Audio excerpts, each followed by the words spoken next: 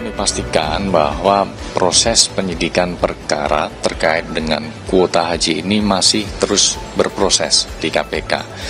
Jadi KPK juga masih terus melakukan pemanggilan terhadap para saksi ataupun pihak-pihak lain yang... Kasus dugaan korupsi kuota haji tahun 2024 terus bergulir. Pejabat Kementerian Agama, seperti Menteri Agama 2020-2024 Yakut Khalil Homas, Dirjen Penyelenggaraan Haji dan Umrah Kemenak Hilman Latif, hingga pendakwa Khalid Basalamah sudah diperiksa KPK. Mereka di luar sejumlah orang yang juga sudah diperiksa, termasuk ratusan biro perjalanan haji yang diduga terlibat.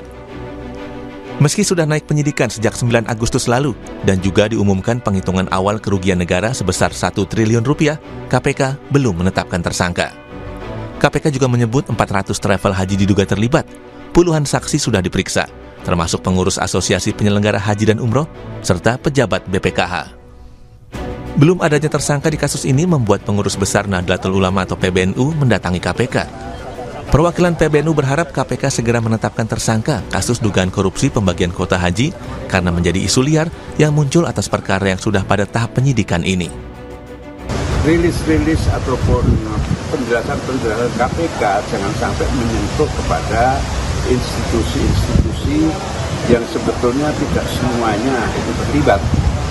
Hanya beberapa orang, tapi seluruh Indonesia akhirnya komplain ke saya, bagaimana ini peta dan anatominya itu harus jelas segera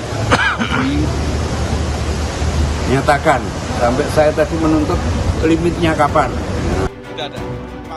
Sementara itu menanggapi kedatangan PBNU ke KPK, kuasa hukum mantan Menteri Agama Yakut Khalil Homas, Melissa Anggraini bilang KPK harus objektif dalam menetapkan tersangka kasus dugaan korupsi kuota haji dan tidak bisa dilakukan atas dorongan pihak manapun. Terkait permintaan penetapan tersangka yang disampaikan oleh pihak yang mengaku mewakili PBNU di KPK kemarin, tentu pada prinsipnya kami menghormati. Namun kita juga mempertanyakan bagaimana kapasitasnya dalam mengatasnamakan PBNU.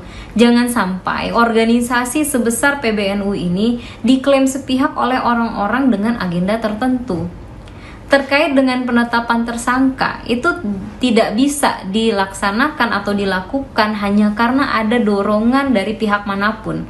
Itu murni didasarkan kepada fakta dan alat bukti yang cukup. Sebelumnya, KPK membantah adanya campur tangan pihak istana yang membuat lembaga anti rasuah itu belum juga menetapkan tersangka dalam kasus dugaan korupsi kuota tambahan haji. Juru bicara KPK Budi Prasetyo bilang proses penyidikan masih berjalan dengan terus melakukan pemanggilan saksi-saksi. Kami pastikan bahwa proses penyidikan perkara terkait dengan kuota haji ini masih terus berproses di KPK. Jadi KPK juga masih terus melakukan pemanggilan terhadap para saksi ataupun pihak-pihak lain yang diduga mengetahui konstruksi perkara ini, dan tentu setiap keterangan dari para saksi yang dipanggil akan membantu KPK untuk membuat terang perkara ini. Publik ini menunggu bagaimana KPK membuat kasus kuota haji tambahan tahun 2024 terang benderang, termasuk apakah nantinya KPK akan benar-benar menetapkan tersangka dalam kasus ini.